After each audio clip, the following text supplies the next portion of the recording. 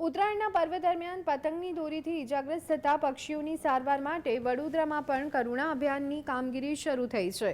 ઇજાગ્રસ્ત પક્ષીઓ પશુઓને સારવાર માટે શહેરમાં 35 સ્થળોએ ઘાયલ પક્ષીઓના કલેક્શન સેન્ટર ઊભા કરવામાં આવ્યા છે। 19 નોડલ ઓફિસર અને 2 હોસ્પિટલ તબીબોથી સજ્જ છે।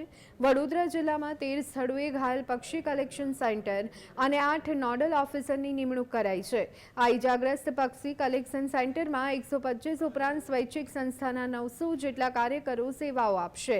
તો આ સાથે ભૂતળી ઝાપા પશુ દવાખાના અને પંડ્યા બ્રિજ પોલિટેકનિક પાસેના દવાખાને ગંભીર ઇજાગ્રસ્ત પક્ષીઓ અને પશુઓને સારવાર આપવાની કામગીરી થઈ રહી છે।